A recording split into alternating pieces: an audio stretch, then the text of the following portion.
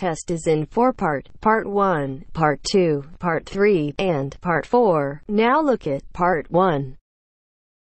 Part 1. First, you have some time to look at questions 1 to 5.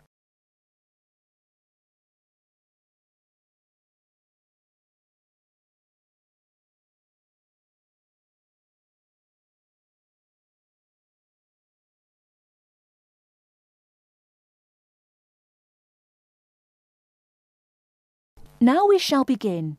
You should answer the questions as you listen, because you will not hear the recording a second time. Listen carefully and answer questions 1 to 5.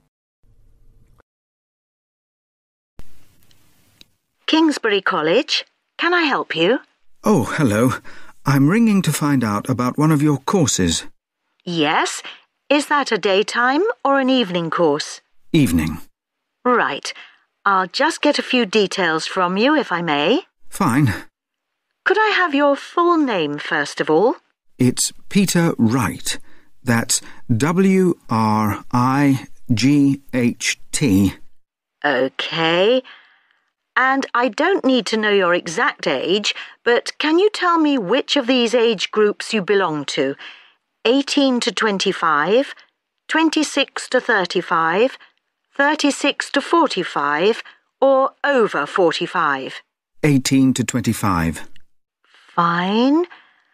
And do you have a job, or are you a full-time student? I'm an accountant.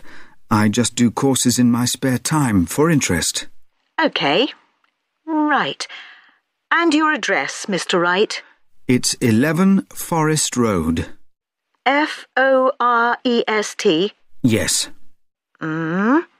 Is that in Kingsbury? Yes, it is. I'm just down the road here. And do you have a phone number? It's 992-471. That's my home number. I haven't got a work number. That's fine. We probably won't need it.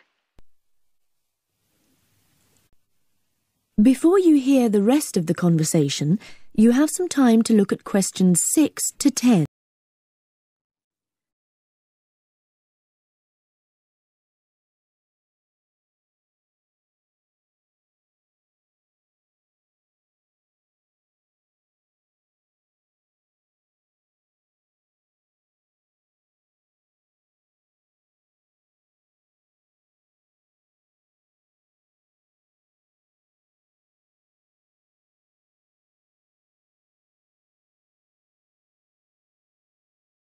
Now listen and answer questions 6 to 10.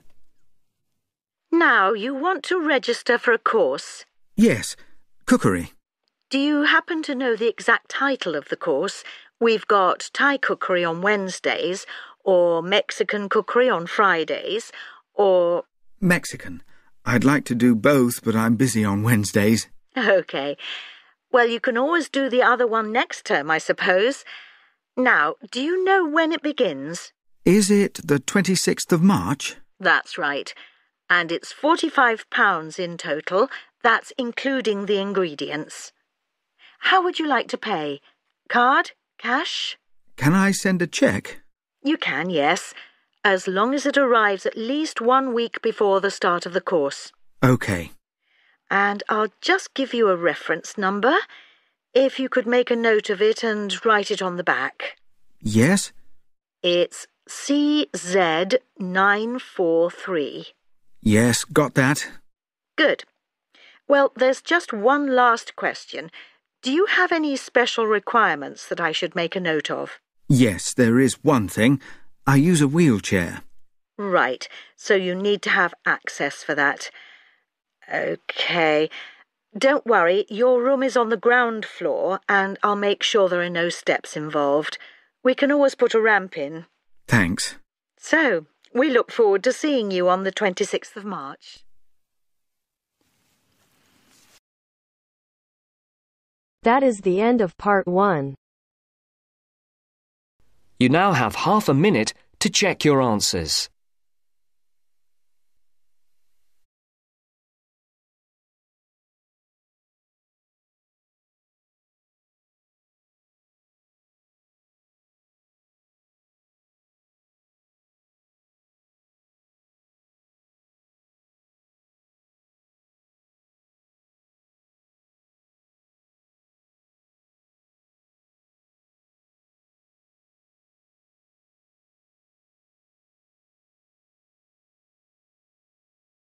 Now turns to Part 2. Part 2. First, you have some time to look at questions 11 to 15.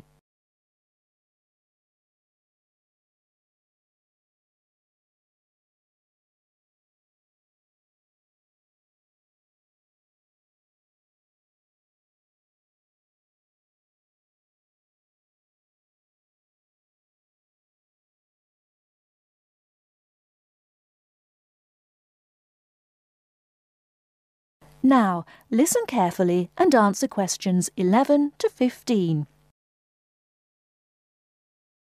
The Airbus A380 is a revolution in aircraft technology. Today I have as my guest Mr. James Carr, who worked on the project. Mr. Carr, when did you start working on the Airbus A380? I started working on the A380 project at the beginning of 2003, about a year after the first real construction began, although work on the plane began in 2000. Can you tell us something about the plane? It is the biggest passenger jet in the world, with a capacity of 550 to 600 seats. It is over 24 metres high and has a wingspan of around 80 metres. It has 20 wheels and weighs 421 tonnes without passengers, and has a range of 14,800 kilometres. What exactly did your job involve? Were you working on the fuselage? No, I was working on the wing assembly at Broughton in North Wales. The fuselage and tail fins were made in Germany and Spain, and the final assembly took place in Toulouse, France. My job was to work on the computer-controlled wing panel assembly machines. These wing panels are not just sheets of metal, but have reinforcing stringers, which are long pieces of metal running along their length. The stringers are needed for strength. For the A380, Airbus invested heavily in automated machinery to fit these. The wing panel assembly machines cost around $12 million each, and there are now 6 of them. The machines required control programs to operate them, which told them where to go and what to do. I was responsible for the control programs. How many people were working on the wing assembly? It involved around 1,000 people, but this was a small percentage of the total, and they weren't all working at Broughton. Before the wing assembly took place, the wing had to be designed. This required massive amounts of research. The wing must be strong enough, but the weight must be kept to a minimum for safe takeoff and landing. The takeoff speeds for large aircraft can exceed 330 kilometres per hour. What was the factory at West Broughton like? Very big. The part I worked in was as high as a 6- or 7-storey building. On some days, there were clouds inside the main building. There were other buildings, offices and departments inside the main buildings. Workers used bicycles, trucks and vans to get around inside. The building is the size of 6.5 football pitches. How did you test the wing? The wings went through several tests to confirm design and stress predictions. For the new aircraft, we tested one set of wings to destruction to find the strength. In other words, we completely destroyed the wing. We used another set of wings for fatigue testing. Fatigue testing is where we move the wings up and down repeatedly over a long period to check that they perform well and that no cracks appear. There were also test aircraft that pilots flew to check flying performance, fuel economy, loading and safety.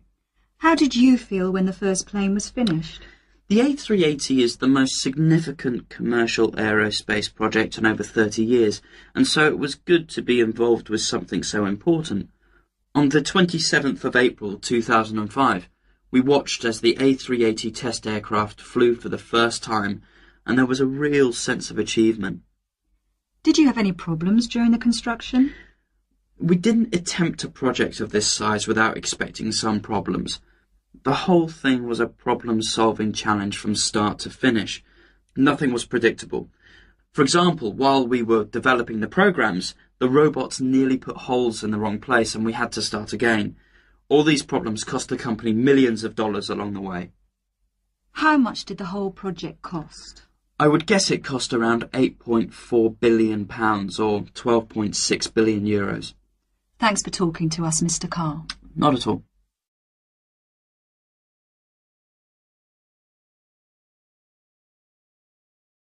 Before you hear the rest of the talk, you have some time to look at questions 16 to 20.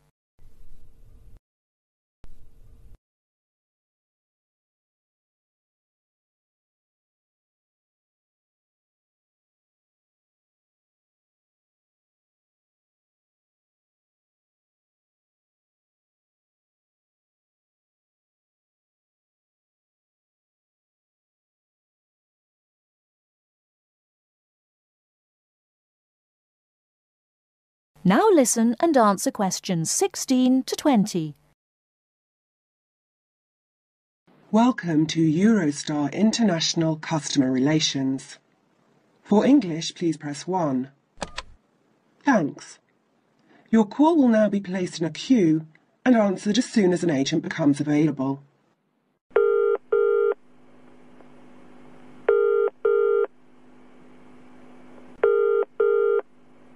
Which journey would you like to make? London to Paris, return. And what is your date of travel, please? The 21st of March, coming back on the 6th of April.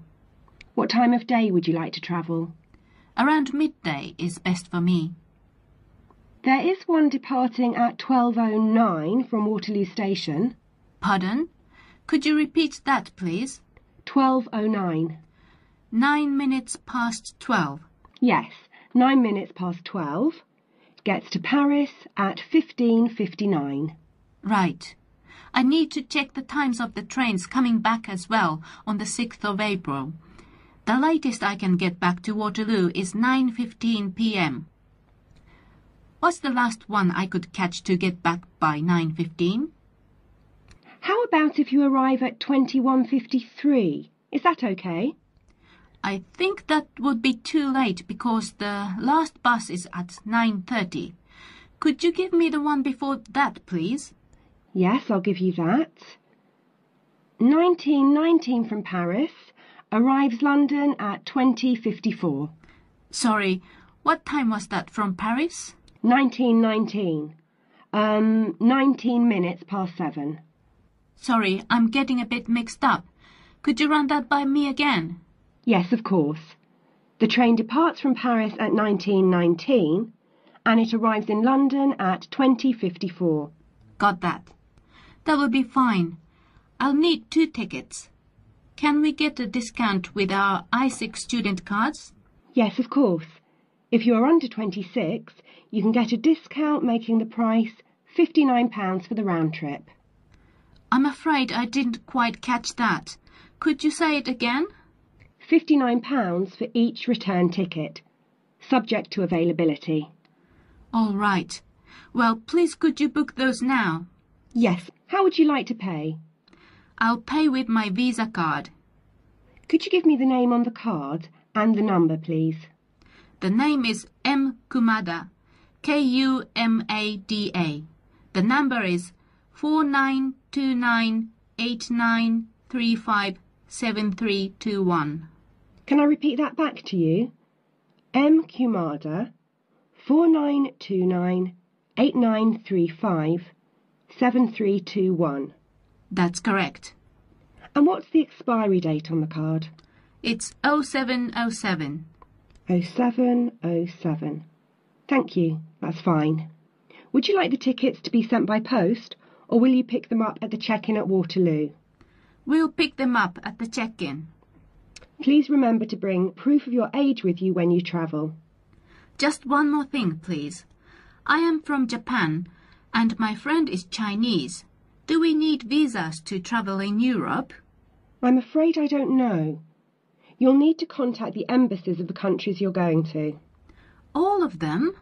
Oh dear. Thank you for your call. Goodbye. Goodbye. That is the end of part 2.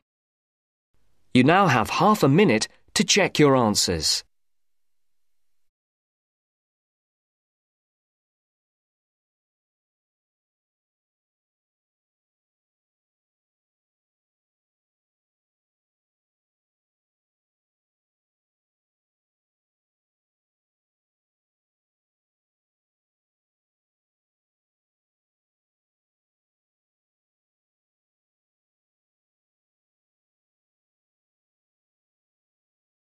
Now turns to Part 3.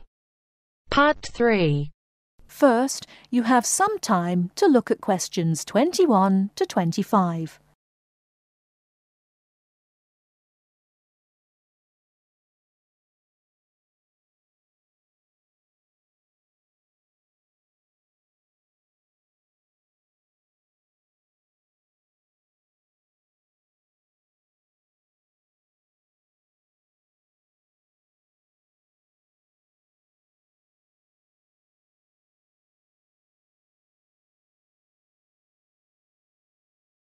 Now, listen carefully and answer questions 21 to 25.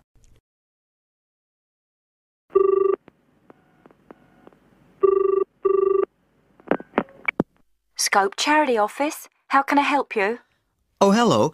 I'm ringing about the Dragon boat race that you're asking people to take part in. Oh, yes. We still need a few more teams. Are you interested in joining the race?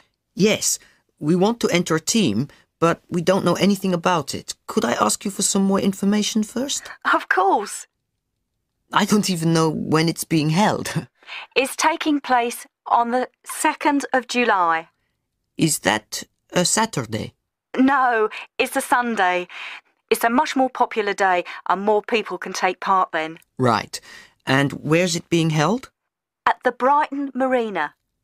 Oh, I'm an overseas student. Could you spell that for me? Yes, it's Brighton Marina.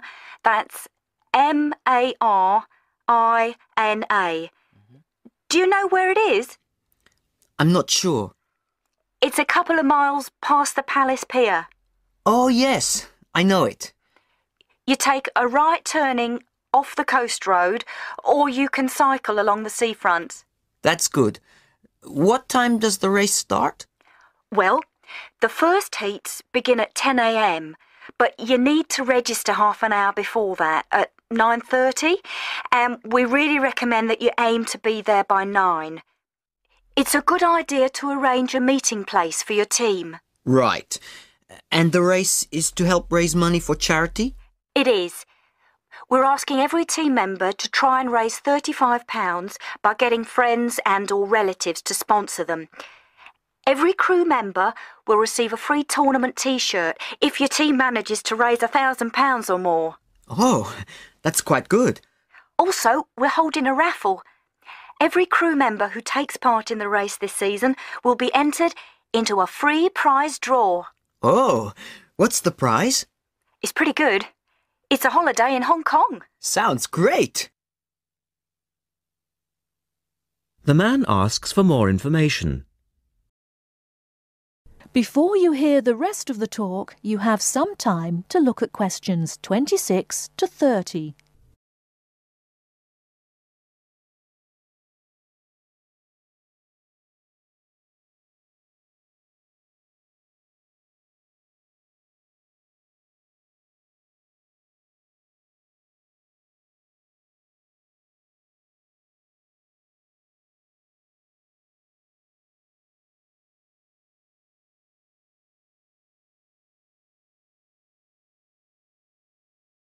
Now listen and answer questions 26 to 30. Is there anything else you need to know? Could you just tell me a little bit more about the teams? Well, you need to have a crew of 20 people for your dragon boat, and you then need to agree on who's going to be the team captain. That will probably be you. Fine. I've got a group of 20 people who are interested. Do all the team members have to be a certain age? Well, there's no age limit as such, but if you have a team member who's under 18, then they have to get their parents' permission to take part. Yes, that makes sense. It isn't dangerous, but we do have boats that turn over in the water, and for that reason we need to insist that everyone wears a life jacket as well. And you can hire life jackets from us when your team arrives. What do you advise people to wear? Well, most people wear a T-shirt, shorts and trainers. I certainly wouldn't recommend that you wear jeans or boots. In fact, it's a very good idea to bring some spare clothes. OK. It can get quite cold and wet if the weather's bad, and there's quite a bit of hanging around, especially if you qualify for the semi-finals or the final. I see what you mean. Have you got a name for your team? Oh, not yet, no. Well, you need to decide on one and then put it on the entrance form, which I'll send you. Oh, OK. So, if you'd like to give me your address, I'll be happy to send details first class. That is the end of part 3. You now have half a minute to check your answers.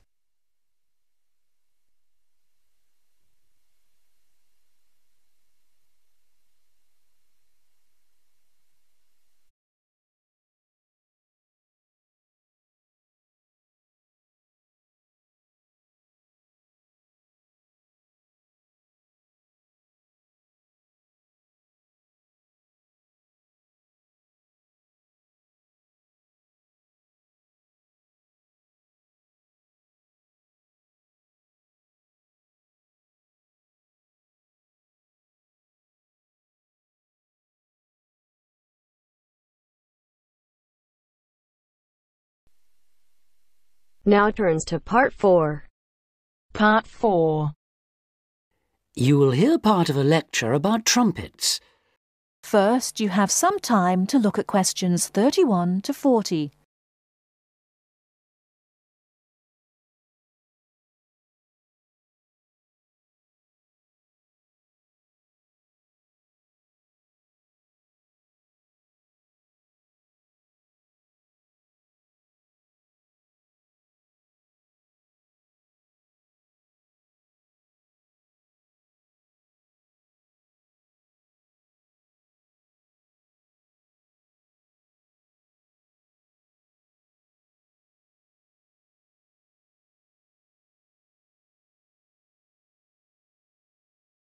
Now, listen carefully and answer questions 31 to 40. The trumpet is quite a remarkable instrument. Take the B-flat type, for instance, the kind of trumpet most people use today. If we stretched one out in a straight line, it would measure nearly 140 centimeters in length. What we see in the diagram, then, is a very long brass tube wrapped around itself in order to save space. To produce its characteristic sound, the musician blows continuously into the small metal cup on the left called the mouthpiece, which is shaped to fit the lips. The air travels along the lead pipe and round the tuning slide, which can be moved in or out to change the instrument's pitch. The air then reaches the feature that distinguishes the trumpet from, for instance, a bugle, the 3 valves that extend from above the top to below the bottom of the instrument. Each valve can send the airflow one of 2 ways, either along the main pipe, the shortest route, or else into an extra length of tube, thus lowering the pitch of the sound being played. The musician does this by pressing one of the finger buttons at the top, diverting the air into the first tube if the first is pressed, into the second and shortest by using the second, or into the longest one, the third, by pressing number 3. The air then continues its way round the bend in the lead pipe and along to the end at the widest part of the body, known as the bell, which projects the powerful sound forwards. Incidentally, all this breath forced through the metal of the instrument does of course contain water vapor, and this will start to condense and form droplets after a certain amount of playing. The result is a gurgling sound from the trumpet, so to avoid this, there is a device on the tuning slide called the water key, which when pressed lets the water drip out.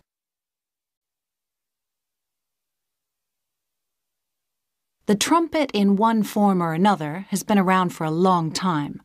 The earliest type we have actual proof of was a short, straight instrument used with marching soldiers by the ancient Egyptians' 18th dynasty, which makes it 3,500 years old, although other cultures in China and Peru certainly had something similar very early on. This use of the trumpet in military contexts, as well as at ceremonial occasions, was to continue through the times of the ancient Greeks and Romans, but it wasn't until the 17th century that it became a genuinely popular instrument, at least in the West. At the beginning of the 18th century, it was finally accepted as part of the typical orchestra, and the addition of valves in the 19th century, making it much more versatile, consolidated its position as a major orchestral instrument. Nowadays, the sound of the trumpet, which is of course both loud and clear, means that for many pieces it is used to lead the brass section of the orchestra. This sound and its versatility have helped extend its use to other forms of music such as jazz and pop, but there is another very practical reason for its widespread popularity. In comparison with many others, such as the tuba, the cello, or even the trombone, it is a fairly small instrument that can easily be transported and played just about anywhere. The downside of all this popularity, though, is that as everyone wants to be a trumpeter, it can be difficult for the young musician looking for work to find a vacancy. As a result, it's often the case that quite a few of the French horn players in a modern orchestra actually began their musical careers as trumpet players. That is the end of part 4. You now have half a minute to check your answers.